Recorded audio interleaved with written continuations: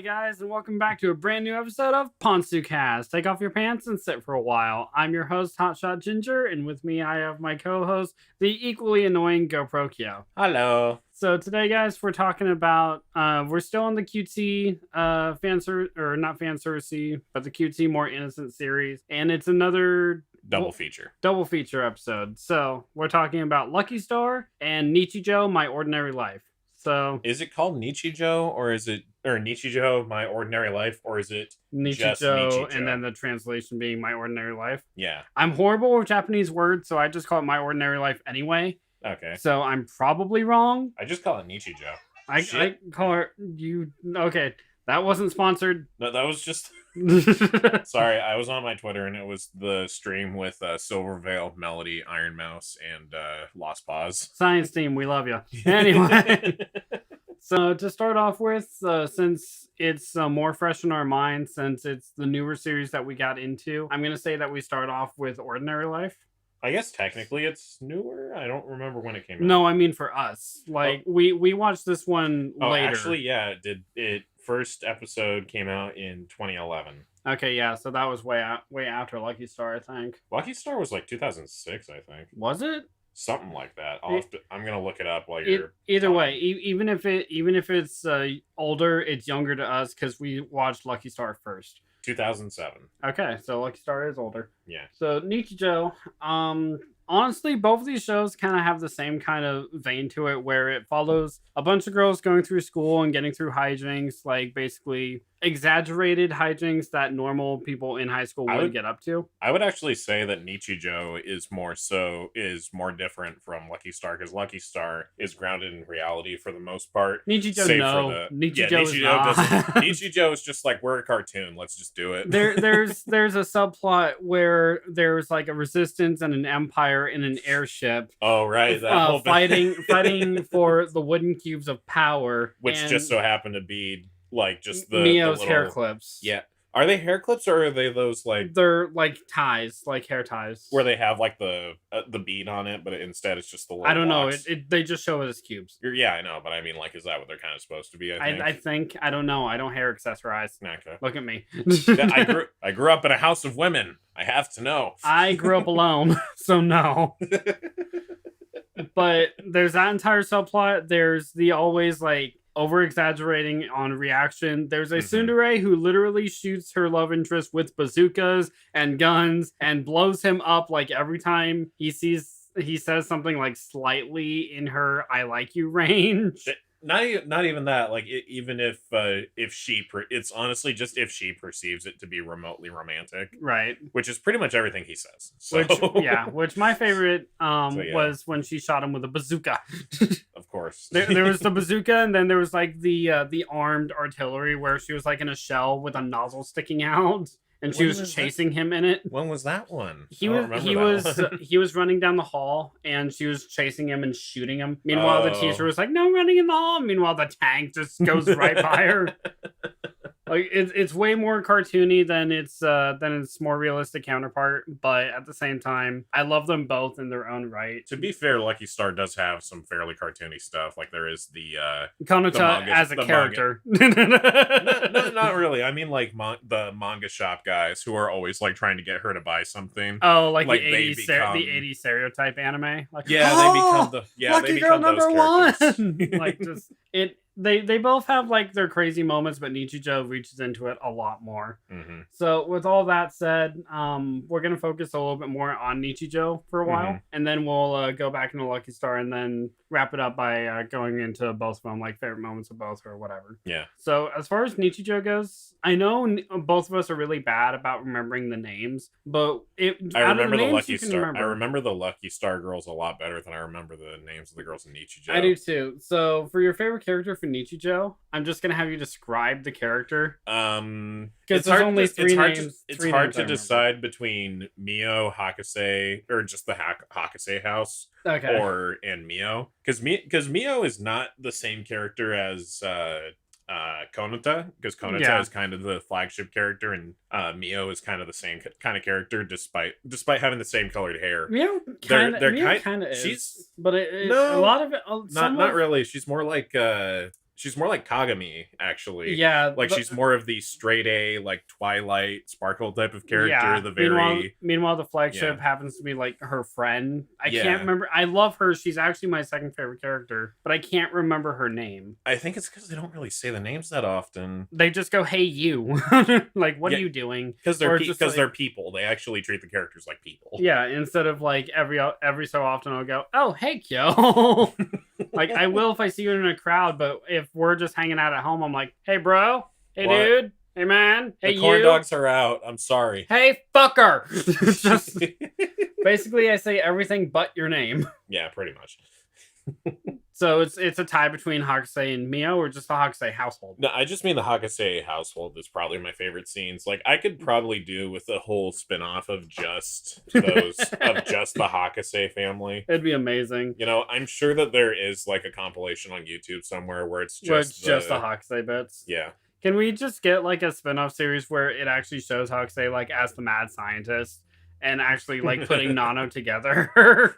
Like, okay, so speaking of favorite character, mine actually just straight up is Nano. Nano is adorable. If you guys don't know, Nano is a cyborg created by a like 8-year-old girl. Is she a cyborg or is she just a robot? She's a robot. I say cyborg because I want to say cyborg, but she's a robot. She's fully automated. Pretty sure she is. Yeah. Yeah. So she's a robot with a giant key, twist key in her back, and it's her mission in life to get this key off of her. But Hakusei says, "No, it looks pretty. No, it doesn't. It interferes with literally everything." I'm just like, I mean, like, if you're a person who sleeps on your back, then you definitely can't lay with that thing on. Well, later on when she goes to school, like, she can't even like sit in her desk, right? Yeah. She has to like sit at an angle, or like every time she backs up into somebody, she accidentally hits it. Yeah. And it's just the only feature it pulls is when the key is turned, her toes shoots off like a missile. There's like all the different, like, one the wrist pops open and like a no, but that's not from the key. The key only like twists for her toe to shoot out. She confronts Hakusei just for the toe. Yeah, even in the final episode where Hakusei is actually willing to take the key off, she confronts her like, so will I lose any features? Well, if I move the key, then your toe won't shoot off anymore. I wouldn't consider it a loss. Exactly. She's like, that's exactly what I want. Please. Because all it is like a flash drive or something. Like, I think one of the toes is a flash drive, but then the other one is the missile. Yeah, so it's just like that's literally the only feature she would lose, and it would make her life so much easier. And I feel so bad for Nano because I'm just like, just take the fucking thing off of her. Meanwhile, Hakusei is just being a little bitch, like, nah, it looks cute. I'm going to strangle you, small child. Speaking of the Hakusei household, though, what about Sakamoto? I think my favorite thing about Sakamoto is the whole subplot where he actually is from somebody else's house and he just moved over there. The fucking batshit crazy scientist teacher's place. Yeah, and then there's the episode where he's trying to decide which house should I stay at. And meanwhile, I hate both of them. They're both equally terrible, and it's just like, Sakamoto, please, just go home. And by home, I mean with Nano and Hakusei. Like, it's not like the scientist tried treating you bad, but she tried feeding a cat ramen. I feel like at least Nano knows what she's doing. I mean, if you want a Japanese Garfield, you got a Japanese Garfield now. Well, yeah, but I don't want to give the Japanese Garfield ramen. Give him sushi like a normal cat. I guess the actual Japanese Garfield would probably be Doraemon. The blue dude who the blue has the cat face, the blue lucky cat. Yeah. Does he not have ears? Because I think he just has like a head. I think he has ears, but altogether, me personally, I find him disturbing. So I'm going with Garfield. I don't blame you. I know Garfield. Have you seen his cartoon? Garfield is a friend of mine. He, sir, is no Garfield. Have you seen his cartoon or his anime? It's really weird. I've seen like light bits and pieces, but nowhere near as much as like, hey, I'm a fan, or I hate him with every fiber of my being. I just know of him. He's more like he's like the Japanese equivalent to Mickey Mouse, but like, oh god. But like the thing is that here like, we were Mickey saying Mouse that Mickey Mouse is not as big in Japan as he is in America. Yeah, here we were saying that he's the Japanese Garfield. I mean, like, he's a cat. So I mean, yeah, but there's several famous cats here in the States. Tom, for example. Okay. Itchy, that's just another version of Tom. That doesn't count. That's a show within a show. Oh, Felix the cat. Oh, good. You know what? Maybe he's a little closer to that. Maybe he looks a little closer to Felix. Yeah, we're moving way past the topic at this point. We got into Japanese or just anime cats. Anime cats. Animated just cats. Based on Sakamoto. Sakamoto, from what I've seen, though, is my favorite anime cat. What about the Lucky Star cat? He's my favorite anime cat. He might be done in a little bit by Luna from Lucky Star, or not Lucky Star, from Sailor Moon, but it's probably still Sakamoto. Just because of how much of an attitude this fucking cat has. I mean, he has every right to be for everything that happens to him. Like, everything from the egg landing on his head to being trapped in a glue trap where he can't get out. You remember that, right? Yeah, that's a weird episode. That was Hakuse's fault, too. And I'm just like, I'm doing this to prank Nano. And then she walks into it like, Hakuse, you're supposed to be a genius. And yet, here you are in your own trap. To me, that just shows, like, that she's a person, really. Yeah. It's like, just because you are really smart in one field does not make you a genius all around. See, like, because like I think it works in reverse. Like, if you're not really big on like science or something like that, like if you were in school and you weren't good at certain subjects, but you were better at others, that doesn't make you stupid. That just makes you a person. Yeah. See, she would give Doc Brown a run for his money in the scientist field, but in every other field, she's still a little kid. Yeah. And like, I do love her, but it just infuriates me. Of like how much of a hassle it is for Nano to put up with this. I'm like, you created Nano, shouldn't you be helping her? And it's just makes me part of the joke. It makes me violently angry. That's part of the joke, though, is that like she's this really intelligent character, but she's also still a child. She's mainly just a child. If it's like what I think it's what like more young child prodigies should be like, is they should be more childish, but like when you put them in a room with scientific stuff, with their field, then they become like the big genius or something like that. And then they're done making like, oh, can I have my juice box now? Yeah, exactly. It's just like that's the sort of thing that like they are still a kid instead of like 8 years old. So I see that you've appeared in my establishment and in need of my services. Like, no, you're fucking 8. Get down here. That's the kid from Black Butler is what I feel like. Oh, God damn it. That's exactly what he is. He's just a little shit. To be fair, isn't he a teenager? I think so, but he's still, or like he's like a teenager, but he still looks young. Teenagers are stuck up. He's like, I think he's a Shonen, so to be fair, characters can look like they're 8 and be like 800 in anime. So that's true. I don't know. I don't remember the logistics because I watched Black Butler once, and from then on, I haven't cared because it's more. I think it's a show more tailored to girls than it is to men. Well, yeah. I mean, have you seen Sebastian? Hot damn. I mean, I'm not gay, but hot damn. Then there's the season where they have clones of each other, basically. Okay, no. No. Like there's another.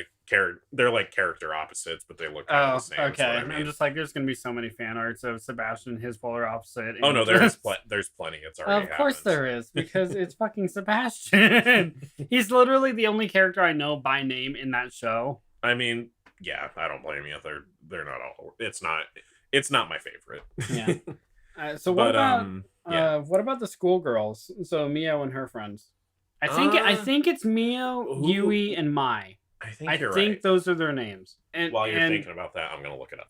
For the time being, Mio is the blue-haired one with pigtails, guys, and Yui is the brunette, the kind of the prankster one, and Mai is the stoic one with glasses who just like doesn't really say much, and she's completely stoic most of the time. Until we find their actual names, that is what we're going to address them as. Mai is in fact the dark-haired one, or the dark straight-haired girl. Okay, I got my glasses. Right. And the brunette? The brunette is... Brunette/ginger? It's very confusing at times. I think it's Yuko. Yuko or Yui? I think it's Yuko. Yuko. Okay, so Yuko. I got Yui wrong, and it's upsetting because Yuko is my second favorite character. Like, it goes Nano, then Yuko. I want it said that if I hit, people also when searching for Nichijou, they find Angel Beats, Azumanga Daioh, Canon, Lucky Star, somehow future diary. Okay, I was gonna say, this show is nowhere near as dark as like most of those shows. Like it's a little darker than Lucky Star. What, Nichijou? Yes. Yeah, a little bit. Like very, very slightly. Like if Lucky Star was blinding white, then Nichijou just doesn't have the blinding effect, and it's still white. But for the schoolgirls, Mio and her best friends Mai and Yuko, they take up a lot of the show. Like a lot of the show is theirs, especially Yuko. She takes the camera a lot. Yeah, she's probably closer to Kanata, really. Yeah, exactly. The only difference is that like the only thing about Yuko is that she doesn't have a specific hobby or a niche that she's into. Yeah, she's just bad at studying. She's bad. Yeah, she's just bad at studying, but she doesn't have any like interests. So I think that's like one of the things that that takes her away from it. I think, or just for me, that's what kind of makes the characters a little less memorable, is that there's not as much to grab onto, because with Konata, you have the fact that she likes anime, manga, video games. Like those are just things that like she's otaku. Yeah, that's there's a lot more to grab onto in that sense. Well, the thing with but with Yuko, it's mostly just like, I guess there's a little more to grab onto just because of like there's a lot of people in schools who just don't like to study and just kind of want to go out and hang out with friends, and I don't blame them, because high school was shit. Nobody liked high school. Yeah, well, with Yuko, like a couple things she does, like she gets into prank fights with Mai. Yeah, she constantly bothers Mio. Yeah, and bad at studying. Like basically she's the attention seeker. Like she does things to seek attention. Mm-hmm. But she's also always there when shit hits the fan. Like one of my favorite things, and this revolves mainly around Mio, is when Mio sees the guy that she's been crushing on since middle school, arm in arm with the tsundere that we mentioned earlier. Can't remember their names. Misato. But when Mio sees them walking by arm in arm and is completely heartbroken, completely dumbfounded and crushed, she just starts bolting, and Yuko, like basically without a second thought, just tells Nano, stall for us, and then just immediately starts chasing after her to try to talk to her friend, just try to help her out at least. And I'm just like, that's kind of what a friend does. Like, they know how bad this is going to hurt. They know how badly it's going to wreck them. And they need to be there for support, even if it means, like, other obligations can just fuck off for a while. Yeah. Even if that's school. Which, that's a mindset that I just kind of go into life with. And that's why I love Yuko so much. Because that and her slacker personality and just, like, her attention-seeking personality radiates so much with me. And it just makes a whole lot of things easier, or not easier. That's what that does. It's a different thing, guys. Don't worry about it. I'm just showing the list of characters. Yeah, it just radiates with me of like how many similarities I have with Yuko. Like I relate to Yuko the most and Nano the most, because maybe for some people I do too much and don't know when to stop and don't know how to say no. Meanwhile, with Yuko, I'm constantly seeking attention, so I can't stop. I was just gonna say, like, I think my favorite thing about Yuko is her dreams that she has that are pertaining to the origin of the little block cubes. Of the blocks in Mio's hair. I love the last one. The idea. I just love the idea that her imagination is so out there that she is there's an origin story to the hair ties of one of her best friends, and but meanwhile, I think after like all of those sequences, after the last one, we just see like Mio buy them, or we just see Mio like at a store, and she's just like looking in. It's like, cool, and then that's it. Which like, I'm like, you know what? Fuck you. I like Yuko's better because. The last one. I love that there's so much mythology to it, and it means nothing. The last one is my favorite, to where it has these soldiers with the second cube, and Mio is wearing one of the cubes in her hair already, and just starts annihilating everybody. It just becomes like a reference to like the hospital scenes in Akira, and just one punch on everybody, like knocking them out. Until finally she, like, a trapdoor opens under her and she just stoically just drops like a rock just down into her seat. And I'm just like, this. Wait, did Yuko wake up, or was it Mio who woke up that time? Yuko woke up that time, but was just looking at Mio and then just said, "I'll be in the corner." Or I'll go stand in the hall. Like every time she says that, I'll be like, I'll be in the hallway. But this series gets so batshit insane by like the 4th or 5th episode, like somewhere in there. And this is the scene that made us find the show in the first place. There's a scene of the principal fighting a deer. Right. Like, and it's just like a full-on wrestling boxing match.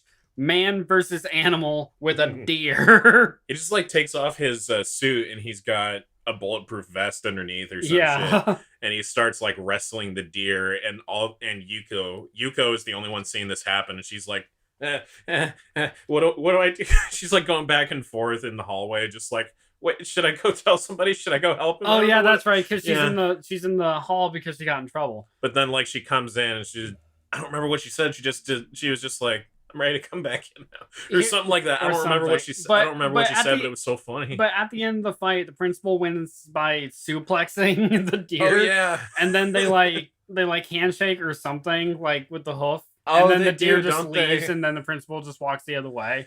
Like no fight, no nothing. Like it was just one elaborate sparring match. Yuko's the character who's seen some shit in this show. Oh, speaking of seeing some shit. Yeah. I was just gonna say, before we get to that, I was just gonna say, like we found the show just because we saw the clip on Facebook. Yeah. And it had been a few years. Like most outrageous fights from Watch Mojo or something like that.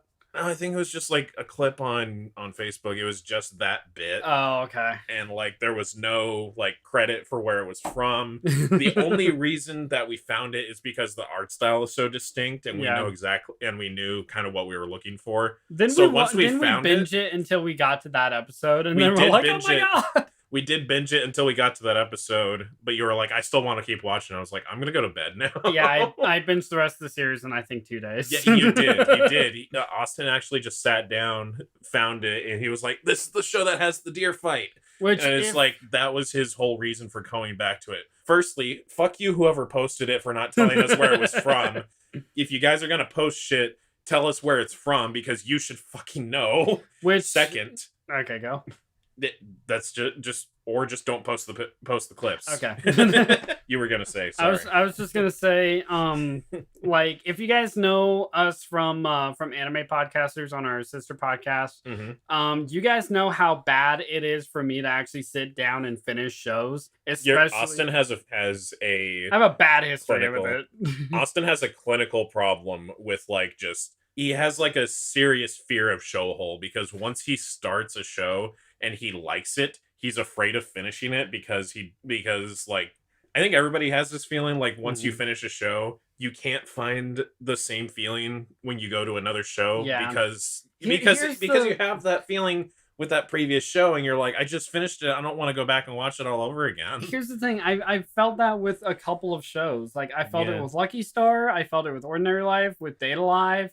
And it's just like, I have like certain shows that really do strike me that way. And every other show, I'm like, I don't want to finish because I don't want to feel that way again. And meanwhile, other shows, I'm like, I know I'm close to finishing it, but I don't care.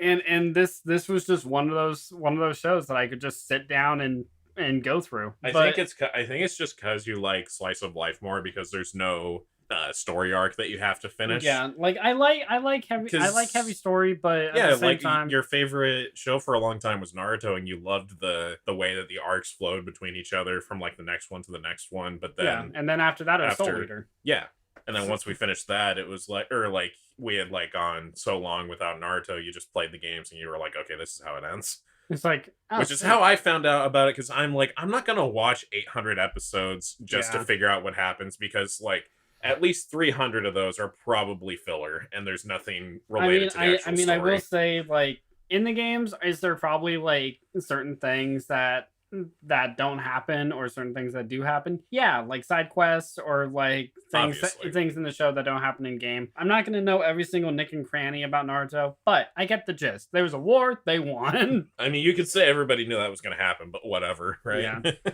But on Ordinary Life, I do have one more thing I want to say at least before heading over to Lucky Star if we can. One thing that just struck me, and I think this character struck you, like because you relate to her a lot, is Mio. Is her closet drawing? Oh, yeah. She's an artist, but she doesn't reveal it. I guess she's not Fujoshi because Fujoshi is like somebody who is just into BL. Yeah. Or a boy love. But she kind of is because that's what she draws. But remember when the teacher finds one of her drawings of the guy she likes and puts it in a test? Like it's in a test for everyone. She asked Mio to draw a picture to be put in the test. And then like several episodes later, the teacher's grading the test for that drawing and it has like Street King on it or like King or Emperor or Hot. And then just one has man, and that's the only one that's like circled correctly. And I'm just like, that's still Mio's drawing, and it's like her closet love. But later on, she does actually just flat out say, "Hey, I'm an artist. This is what I do." Yeah. Or another art incident with Mio. Where the cops find her and they describe her bag and need to look inside. She quickly just gives it up like she's the one who committed the crime. But then when he starts going to dig through it, then she kicks him. Right, because she's like, I don't want to show him my porn picture, basically. Right. When she like kicks him and suplexes him. And it happens to like 4 different people that just randomly come by like, hey, what's going on? Then suplex. Yeah. Like, what's going on, kick? What's going on, slam? And then she was grabbing all the pictures while they were still in the air, except for the one that Yuko catches. Right. And then she KOs Yuko. She leaves no survivors with her BL. Which I think is the best allegory for somebody who has a not safe for work account and is trying to hide it from everybody. My parents must never know. You must die. Is there anything else on Ordinary Life that you wanted to talk about? Fuck, what was her name? Mia? Or, no, the black-haired girl, her name was... Mai. Mai. That's Mai. Yeah.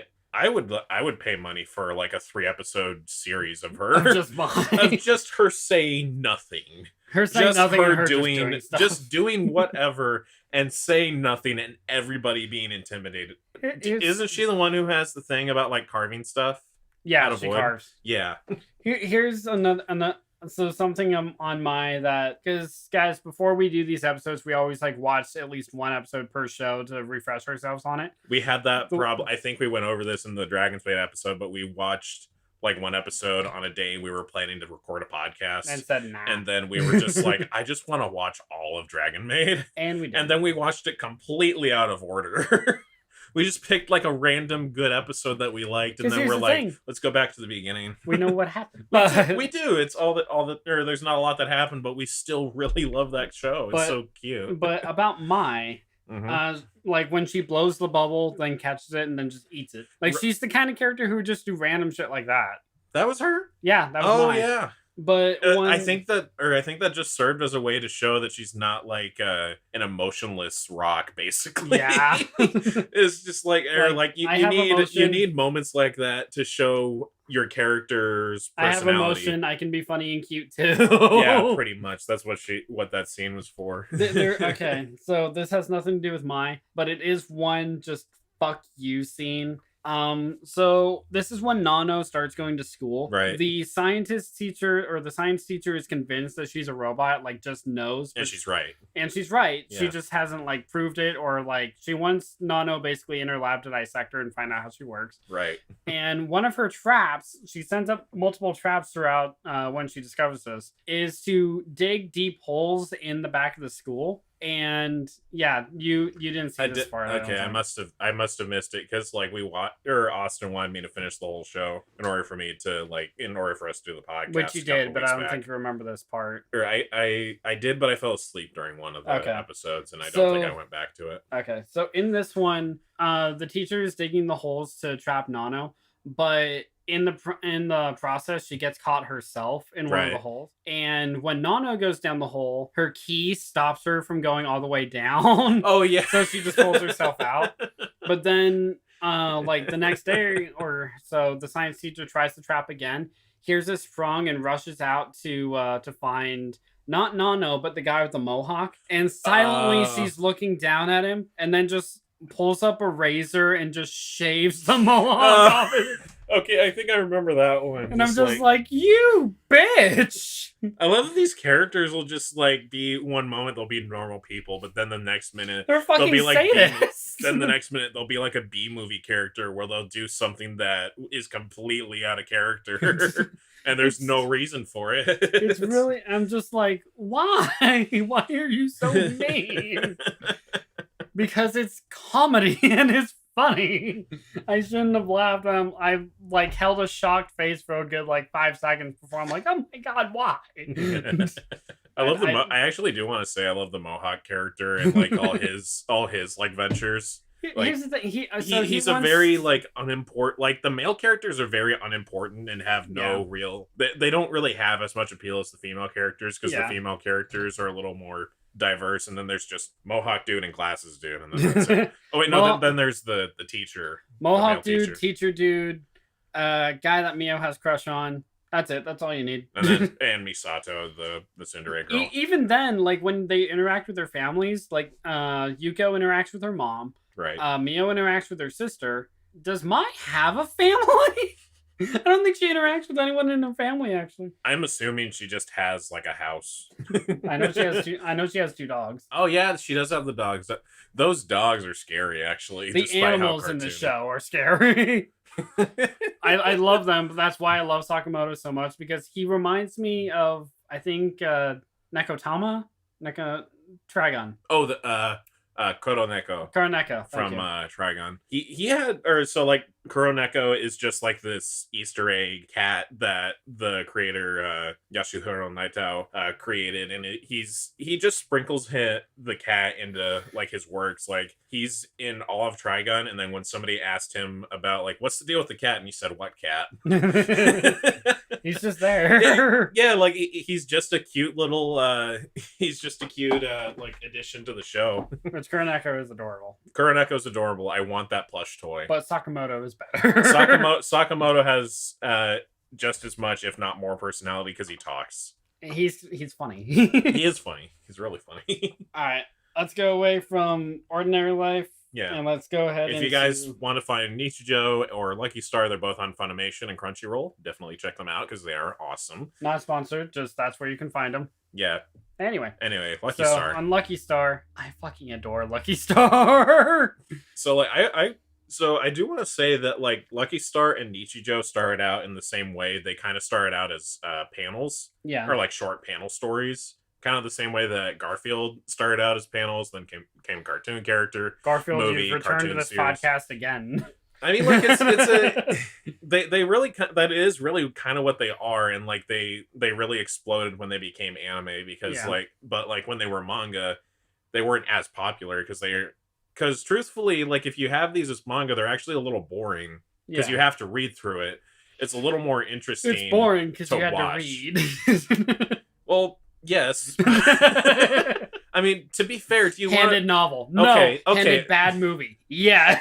Okay, Austin, do you want to read the entirety of Miyuki's explanation about salt, hair, and UV rays? Okay, things like that. Yes, you're right. I think that's what the entire show does. That's why I'm glad.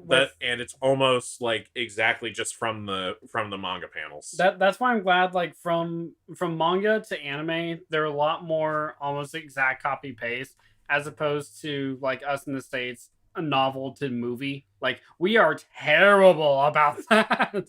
That's why the Hunger Games movie was shit. But I didn't care because I didn't watch or read any of them. I don't care. I read them. They're good books. Bad movie. One of my favorite movies, but bad movie.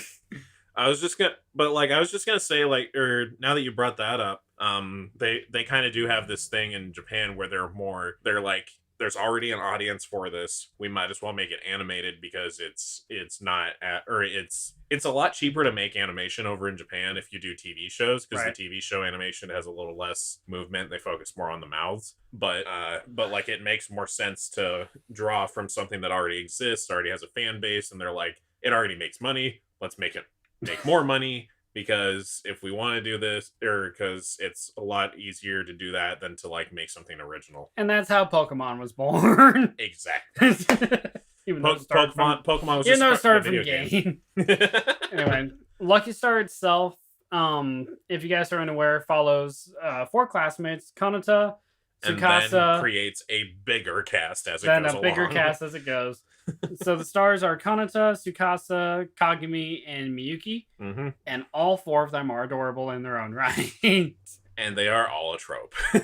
They are. Kanata is the otaku trope, which is just like only references about games and anime and only talks about those really in real life. Kagami is the tsundere type, which basically like just says she hates everything but has a soft spot for she's also the book straight smart man. She's also the straight man book smart character. Yeah, she's a straight man tsundere, and I love her. Tsukasa is the aloof and like basically never really getting any mental processing done. And you just basically called her stupid, but and Miyuki's the like completely moe and gets away with everything because she's cute, but she's also like the Hinata stereotype. She's the Hinata character. Straight A, like popular, like everyone wants her and everyone wants to be her, but she's incredibly shy and moe. Mm-hmm. If one word described her, it's moe. Yeah, the even better is that the English voice of Hinata, Stephanie Sheh, also plays Miyuki. And like I feel bad for Stephanie Sheh because she plays that character almost every time that there's a character that like that in a show. Here's the thing, I do feel bad because do I wish more variety for her? Yes, but at the same time, she plays that role so fucking well. She does. That all these different studios and different shows like say, "Hey, can you play this one for me?" She also played what was her name? The nurse from High School of the Dead, which is probably an exact opposite of that character. Shizuka, yeah. I want to watch that show. We'll do an episode on it, and I will tell you how much I hate that show. I know you hate that show. I hate the guy. There's a lot to hate in that show. Everyone in that show is a piece of shit except for the nurse. She's just dumb. There's three characters. I would maybe 4. I like Ray. 3 or 4 characters. Ray is a bitch, okay? Ray is a total cunt. Okay, moving on from not that, because it's supposed to be family-friendly. Fuck! Anyway, back to the good show. Oh! Lucky Star. I knew you were going to say that. So, later on down the line, Kanata ends up getting a job from school. She works at a cosplay cafe. As Haruhi, which is her voice actor. It is, and there's actually a lot of references to Haruhi. I don't know if because they're so similar, like not just Kanata to Haruhi, but like the show in general. Some of the slice of life bits are kind of like that, but I would say that I wouldn't say that they're that similar though. Like there's some definitive differences. Miyuki though is a lot like Mikuru. You know what? Yeah, like if you just change the hair to ginger, then it is pretty much just Miyuki or Mikuru. I mean, as far as character parallels, like that's really as far as I can go. No one's really like Yuki. No one's really like Kyon. No one's like... But they do have Kyon, like, in the show a few times. Yeah. And they did get Crispin Freeman to do, like, the English dub version of that character, too. Because he's in the cosplay cafe that... but he's just a patron. He's not the guy playing himself. I'll take the steak. We're out of that. Okay, what about the lobster? We're out of that, too. It's exactly like an interaction from Haruhi Suzumiya, so it's kind of like getting to see a Haruhi Suzumiya outside of the show, and it's really, really cute. Or the Haruhi advertisement for the soda, for the beach advertisement. That's one of the only lewd. That's one of the only lewd things in this show. I was just gonna say that Haruhi's boobs are not that big. It's exaggerated. You know how the camera adds 10 pounds? That's where all of her 10 pounds went. But to the actual show. To the actual show.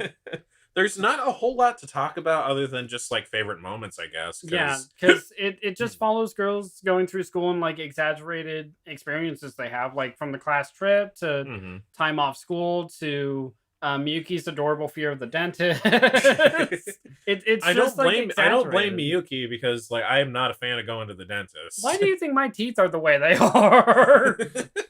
I'm more terrified than Miyuki is. I will hold a crucifix and say no.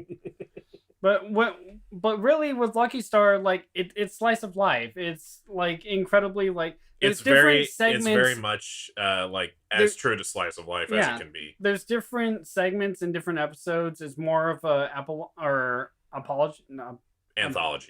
Thank you, as opposed to like a coherent storyline. But there are things that connect a storyline. It's kind of like Cowboy Bebop in the sense that like that not every episode connects to each other. Yeah. Each episode of Lucky Star they could literally happen the same day. Like each episode could be happening like within a week or something like that. But some episodes... but there is an overarching sense of time. So there is like the them in did they start in freshman year? Yeah, I think so. Yeah, so they start in freshman year, sophomore, junior, then senior, and then they in the final episode is in the US metric for it. Yeah, Japan's is different. Do they only have 3 years? Yeah, it's freshman, junior, and senior. Oh, like they basically don't have sophomore. They don't have sophomore. That's right. Duh. But I don't know why I thought that. I was just some things, like you said, they do have an understanding of overlapping time because some things that happen in earlier episodes come back. Yeah. Like Kanata mentions her cousin is starting school the next year. Next season, we get her little redheaded cousin who is adorable. Mm-hmm. All these girls are adorable. Or when Kagami asks Kanata about her mom, and Kanata says her mom's dead. A little while later, we see her mom's ghost come to the house to visit. Like, no one can see her, and no one knows that she's there except her. But at the same time, that's one of the most precious episodes in the series. It actually made me cry a little bit when I watched it. I was actually a little sad watching the whole thing, and like just because like I've had nightmares about that shit, dude. Like, I'm legitimately afraid of being, like, a ghost and just being stuck on Earth and just watching my friends die slowly or something. No, I mean, like I get that. Believe me, it actually terrifies me. But I just found it kind of precious and heartwarming to just see the mom, like, come by, see how her daughter's doing and how her dad's doing. Then her dad says, I can't get to that one sex scene with this character. What games are you playing with our daughter? But like the funny thing is that like Konata doesn't actually care. It's just like that's just her life. Like she grew up with an adult otaku basically, and they have a really Konata and her dad have a really cute relationship. They do, like not really like father daughter except at certain points, but more so of like just really close friends or like a older brother and a sister in a kind of sense. There are times where he dotes on her like way too much, like basically because she is the mirror image of her mom. Like that's weird, Dad, and what you just said sounded really pervy. You gotta nail it. You gotta nail the delivery. That's kind of how Wendy Lee talks. Well, I mean, it's Kanata. Like I've spent enough time with this character to understand how she works. But so let's go ahead and just like talk about some favorite moments that you have. So like what's one that really sticks out to you when you think of this show? Because for me, the first one I think of is just the chocolate cornet scene. The first fucking scene of the series. It sets the tone for the rest of the show, and it's a conversation I feel like I've had with my friends before. So, I feel like I've sat down with my friends and just been like, how do you eat this? Like, how do you personally eat your food? Like, it just interests me to know, like, how just shove it in my mouth. Yeah, I know how you do it. I'm asking literally everybody else because your answer is just that whenever it comes to food. Like, how do you eat your food? I eat it. I mean, yes, but how? Well, like, here's an example. Like, so like whenever we have corn dogs, first time that you and I had corn dogs together, I was just like, do you eat like the little bit of dough at the end, like once you finish the hot dog? Which I do. Yeah. So like that was just actually like the first time we ate corn dogs together. I don't know why I did this for so long. I don't anymore. But I used to only eat the corn like around the dog. from the side. Yeah, you used to do it like, and then just had a hot dog on a stick. Oh, so you would eat the breading first. Yeah, and then I would eat the hot dog. I don't know why I did that for so long. I feel like I had seen that because I felt like I had seen like just a corn dog on a stick laying down on a plate. We've been friends for 10 years. You've seen it. Yeah. I know you have. I'm pretty sure I have. I'm pretty sure like you went to the bathroom or something and I just saw like a dog on a stick. I was just like, what did he do to that corn dog? And why does it look wrong? See, like I didn't know it looked wrong until like someone pointed it out. I'm like, I should really start eating these the normal human way. You're just like, I don't want to get to the corn dog. I just want to get to the corn bit. I just want the dog alone and untainted. But yeah, more to the point, that's my point, is like, that's the sort of thing, kind of conversation you would have with your friends. It's like, just stuff, like, it's not even always just about food. It's just about literally anything. And it feels very human. Speaking of the chocolate cornet scene, so Kanata asked everybody like how they eat it. She asked Tsukasa and just like, I always started from the head. Then she asked like, okay, but what part's the head? The fat end or the skinny end? Yeah, so like it leads into another question and it just goes on. And it just like goes that for way. Like 5 or 6 minutes. And if you didn't like it, you'd shut it off. But if you're interested, you relate to because you relate to it, you keep listening and you kind of like the conversation between these characters. And that leads you into watching the rest of the show about literally nothing. Right. But I was it's going it's the Seinfeld. That's what I was going to say. It's what Seinfeld is supposed to be, but Seinfeld is about nothing. Exactly. Except Seinfeld is about something. 6 horrible people. 6 assholes in New York. Yeah. But just like Friends. But we like Friends. I think I had a conversation with a friend who really liked Seinfeld, and I said, "Oh, did you see Friends?" He said, "I think everybody who has seen Seinfeld hates Friends, and everybody who's seen Friends hates Seinfeld." I feel like that's true. You know what? I'm glad I'm on the Friends side of that fight. I like Friends more just because like Friends is about like friends, actual friends, and like I relate to that a lot more than I do to Seinfeld, just because just pointing at like I've done comedian stuff before, but I've never been like in a situation like those. Right, they're a little more cartoonish. Right, but I was going somewhere with my train of thought. Thank you. Yeah, sorry. Go ahead. It leads to one of my favorite moments when Kanata asks everybody, then asks Tsukasa. She says she starts from the head, which she thinks is the fat part because she sees it as a seashell. Then she asks Miyuki, who says she takes the little bit off and dips it into the chocolate.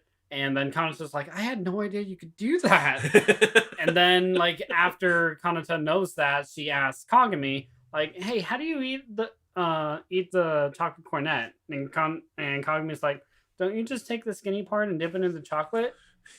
And like that, and I then feel like that's Kagami just goes like a slight nod, like yeah everybody knows that. I feel like that's like exactly like the corn dog situation you just brought up, where like everybody's just like, this is how you eat it, and you're like, oh, and then you just continue with your day or something. Like, how do you eat a corn dog? Don't you just like take a bite? Take a bite from the top. It's just like.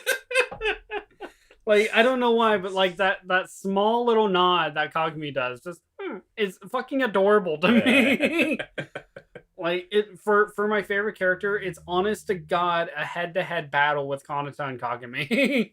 Just because they're polar opposites, I think, is part of the reason. But they're both, or like the thing is that Kagami is not unlikable because she's the tsundere. She's likable because she's not totally rude to her friends. Yeah. She makes fun of her friends because that's what friends do. Yeah, I make fun of you all the time, you fat fuck. Yeah. Sorry. Should I cut that? Do you want to take your man titties and go out and play video games, mister? As big as yours. I feel like I lost on that one. We're friends. But one that's like case in point. Yeah. But one of my favorite moments is Kanata, Kagami, and Tsukasa are all waiting for a train to go home. Mm-hmm. And Kanata confronts the sisters about being twins, even though they look nothing alike. And then asks them if they have psychic powers, like some twins do. But then she asks the twins, like, the same questions to see if the answer is the same. One thing she asks is, what's your favorite color, Tsukasa? Mine's white, Kagami. Mine's black. And then Kanata just goes, that's the color of your souls. Like, there's constant, like, teasing between Kagami and Kanata, and that's why I love them so much. Like, those three, like, so I'm not those trying two to say... just get together already. Kagakonata. I was just gonna say, just those three characters would be able to carry the show alone if that's all it was about. Yeah. But and like I'm almost saying that Miyuki didn't have to exist, but Miyuki is. I'm not saying she shouldn't. Okay. Cool. I'm saying that like basically, if your three characters are strong enough on their own, that means you've probably written something really well, really good.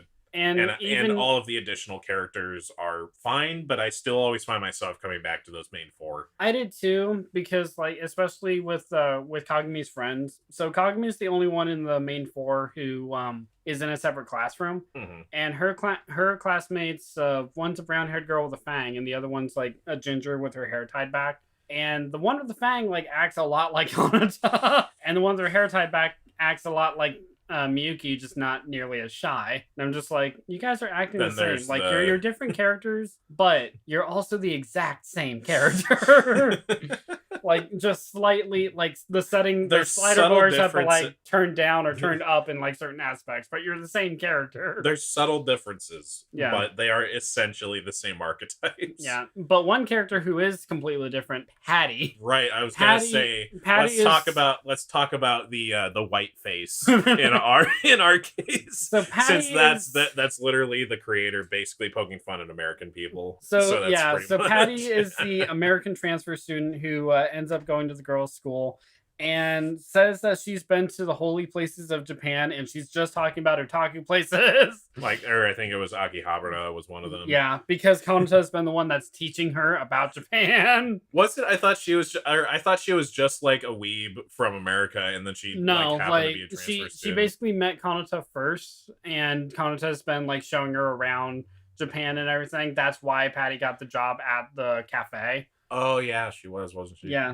and then she was just basically when Kagami found this out, she's like, "What are you teaching this girl?" She's like, "She's gonna end up broken because of you." Oh no! I know my favorite moments. Kamiket. Kamiket with the girls is fucking insane.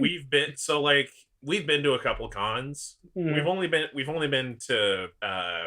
been to the smaller one like 3 times, and we've been to Emerald twice. Emerald City is the really big one, and I miss going there. But the thing is, like, it's just like the tickets and like actually getting time to go there, and setting it all up, and like having it planned a year in advance is always like such a task. But like, from having been to a big convention and a small convention, we can definitely say that we know exactly what that's all about. Yeah, you need to go in with a spear and a shield. You need to be ready to defend the merch that you want. And Kanata, who is a regular at these, like, knows where to hit, how much is what, and just like the effective shopper essentially in a jam-packed mall. Meanwhile, when she brings Kagami for the first time, it's a fucking nightmare for her. And Tsukasa's even worse. Because poor Tsukasa, I don't think she gets anything done. No, because she actually just like is, since she's not assertive and so submissive, she loses the chance to get all the stuff on her list, I think. Yeah, and one thing that Tsukasa wears a ribbon like on her head that looks like bunny ears at times. Yeah. So when she's at Kamiket, when she's startled, they go straight up, but then when she gets depressed to find out she has to get in a 4-hour line, they like droop down like all the way. That's a character design thing that I really like. Yeah, I do too. When like just like inanimate objects actually interact like they're part of a character's body. Yeah, it's kind of the same way with Kagami's pigtail or her twin tails. Yeah, of like they'll stand on edge or like just react how she reacts. Like if she's frizzled, they'll get frizzled, or if she's depressed, they'll just like drop down. That's kind of a Ghibli technique. It's like whenever a character's angry, like the hair will flare up for a little bit as if they're falling, but then like just before they start like they start like, but just before they unleash hell, their hair just like stands up on edge like a cat or something like that. Yeah. And I feel like that's like where it's kind of come from. Specifically with hair, I think that's just like what they're referencing whenever they do that. That's just my thought. Before we get to the final topic, there are 2 more characters I want to talk about, and then we'll start wrapping up.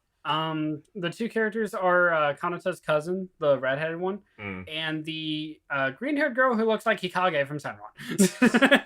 I can't remember either of their names, and I feel really bad about that. But So it turns out the Hikage is neighbors with Miyuki, who lives in like this fancy rich ass neighborhood, and she hangs out around Miyuki so much because she heard that sometimes sister quote unquote sisters can absorb traits from the other. So she hangs out with Miyuki because she has giant tits, and Hikage's only wish is like that her chest would grow. That's why you always see her like pitter patting her chest or like rubbing her chest, or like if she's alone or like sees someone with a big chest, she like always pats her chest like grow, damn you. And I'm just like, you'll get there someday. Don't worry, just fondle your own titties and eventually they'll get bigger. I've been doing it to myself for years and it's working. It's worked fine. They've gone 3 times as big. It's actually just because I go to McDonald's way too often. Yeah, we both do. But the her cousin being so like Kanata's cousin being so sweet and innocent, being the friend with Hikage, and it's just like, we're gonna be best friends, and it ends up being that one of their other friends, who's another artist, just ships them and starts drawing a fantasy world based around I remember them. which character you mean, but I think she's the one that has the most plain design that I can't remember. Yeah, Meguri-chan. Like they're where she starts growing, the cousin starts growing, and 3 pictures are shown. One where she's in Hikage's arms, like smaller. One where Hikage's in her arms because she's gotten bigger, and then one where she's Godzilla size, just stomping on the city. And I'm just like, you need to chill, girl. You know what that kind of reminds me of is Tina from Bob's Burgers. how she has those like notebooks that are called friend fictions. Oh yeah, that's kind of what they remind me of. And here's the thing: Tina does not have friend, or she does. Well, she has some. She friends. doesn't really. Like, these guys actually have friends. Tina, not really. Oh, okay. I'm sorry. One more moment I want to talk about, just because I love Lucky Star so much. I don't think we talked about the teacher or the other cousin. The cop? The cop cousin. Okay. Yeah. We'll talk about them after I get this out, and then we'll probably wrap up. Okay, yeah. One moment that is one of my favorites. It's a quick segment short, where they all have to get a physical. And where it doesn't show anything. It doesn't show anything. It just shows them coming out of the physical. Whereas usually, like most anime, will actually show the students like undressing. Yeah, and which this one, I'm glad they didn't do that. Yeah, this one just shows them coming out of the nurse office and reacting. Kanata, Kagami, and Tsukasa are all upset, and I'm gonna tell you why. Kagami comes out first pondering, and we find out that she's upset about her weight and just like justifying it, like, wait, I weighed much because my bra has extra padding and the wires. Yeah, that's gotta be it. Then Tsukasa comes out like, oh, I'm so embarrassed. I forgot it was physicals and I wore my character print underwear. I'm so embarrassed. Then Kanata comes out, and her delivery is my favorite. I'm still short. It's just like, oh my aren't they all upset because I think Miyuki? No, Miyuki comes out smiling. No, I thought Miyuki came out upset because things got bigger. No, for her, she comes out smiling, and then Kagami just straight up attacks her. How don't you be happier than us? Oh yeah, that's right, she did, didn't she? I forgot. Yeah, Miyuki's like coming out like everything's perfect, and then Kagami's like, "Damn you!" All right, let's go ahead and talk about the cop and the teacher. I love the teacher. I love how the teacher is like such basically a nerd like Kanata. She's basically a grown-up Kanata, but except she's had to adjust to adult life, so she kind of mirrors Kanata, but as an adult.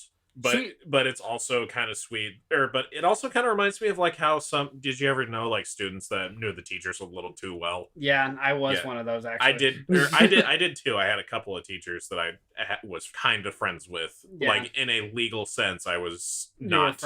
I was not in a legal sense. I was not friends. Well, because like when we were in middle school, like when I was in 8th grade, there was a whole thing going around like throughout the entire school system how you're not allowed to add your teachers on Facebook or something like that. Yeah. So you technically couldn't be friends. So you technically couldn't be friends with your teachers, and I completely get it. But at the same time, I felt like more than like 80 to 90% of the teachers were not like gonna like sway grades just because you knew the kids. Yeah. Because I knew a lot more teachers who had integrity for that sort of thing, as opposed to like the ones that may or may not have done that. Okay, enough about the legal system. Let's talk about the fictional teacher. Yeah, that's just what it reminds me of. Is all. I know. But just the fact that not only is she such a nerd like Kanata, but the fact that she's so close friends to Kanata too, and she's still harsh on her. Yeah. Probably, or like in a sense, you could look into it as like she sees herself in Konata and she's trying to shape her up a little bit or something like that. Like I also find it funny how like just as much as Konata does not do her homework, the teacher doesn't do her job as much. So it's kind of it's very much a mirror situation. Favorite moment of mine of the teacher is she comes back from a grueling day and shower and everything. Goes towards the computer to turn it on, like, wait, I gotta get up early tomorrow. Back when I was a kid, I was too busy having fun to be responsible. I'm getting old. Yeah. But definitely my favorite moment with the teacher is where she's partying all night. Like, we get all this in context. She's partying all night and then goes home, passes out, wakes up and turns on the TV like, I guess I'm still young. Turns on TV, it's already Monday. And she's like, wait, what about Sunday? Where did my weekend go? I feel like I actually felt that, like, I think yesterday. We've been feeling that just in general since quarantine has been going on for the past 3 months. Just like, where did my weekend go? Oh yeah, every day is a weekend. Until we get our jobs back. I'm not flexing, I'm not stretching, or like bragging, thank you, forgot that word, or anything, but at the same time, like, people who don't have jobs kinda is, but it's also stressful. Yeah. So it is a weekend. Alright, well, what about Yui-san? Oh, okay, that's her name. I thought you were talking about me. Her name's Yui. Her name's Yui. I don't know, or like I feel like we've had people like that in our families before, kinda. People like, or cousins kinda like that. Or at the very least I think of our friend Dago. But and like his cousins that were kind of like that. That were just close to they were kind or like more like they would just come over, they would just hang out, and you wouldn't really do a whole lot with them. You would just kind of like where you would just kind of sit in silence and do your own thing. Yeah, well, but you would consider that, but you would still consider that kind of bonding. Yeah, well, Yui did it because like she had a commuter's marriage, so. Like, I think her husband was in the army or something, like, just something away from home. Right. And she would always just come by for, like, the company of Kanata and everything else. Or when she moves her sister over to Kanata's to stay, where she checks up on her sister, like, to make sure she's not sick and to make sure doing schoolwork and everything else. There's one part where she's going back and forth between her sister and Kanata, where her sister's studying and doing just fine. Meanwhile, Kanata, every time she's appeared, is just, like, doing something else, like, that's not studying, like anything from reading manga to playing a game to playing with her figurines, I think one of them was. And it's just like, wow, you must be taking a lot of breaks. Like, shouldn't you be studying? You just keep coming in while I'm taking a break. Like, I've checked on you like 4 times. You're doing nothing but taking breaks. I will say one last thing about the cop, though. She's a fucking demon behind the wheel. The episode we watched to refresh ourselves, guys, someone passes her on the road, and she goes full-on speed racer mode to where she's just trying to pass this guy back and driving with like reckless abandon. Yeah, it just becomes like Fast and Furious for a few minutes. Where she just tries to pass. I'm like, I love you, but calm down. She's a demon behind the road. The teacher keeps getting lost behind the road. It was fun. It was funny. Just like any interaction between Konata and the teacher is actually really funny to me. Yeah. Like almost like she is kind of either an older sister or a mom type character to her, and also a peek into the future. Yeah. Alright, guys, I think with that said, we'll go ahead and start wrapping out. So, Kyo, you want to go ahead and plug away? You can find me at GoPro Kyo at all of my social links, all of which are in the description. And that's it. All right, and you guys can find me, Hotshot Ginger, right here on my channel on PantsuCast. And you guys can find us both over on Giant Music's channel. We're guests on Anime Podcasters over with him. We actually just released an episode not long ago where we watched Frankenstein, the anime movie, and that was a fun experience. Don't let me do anything with Cheyenne ever again, guys. So, full disclosure, Cheyenne, he's amazing. His music and his covers are awesome. He's been our friend now for about 5+ years, and he's always doing the audio mixing for our podcasts and our audio stuff. So yep. And we go show him some love for us. And we love him, and tell him we love him. Okay. And you guys can also find me on Twitter at Caution Ginger. And with all that said, guys, I guess we have one last thing to say. This has been PantsuCast, and don't forget to change your underwear. Bye, guys.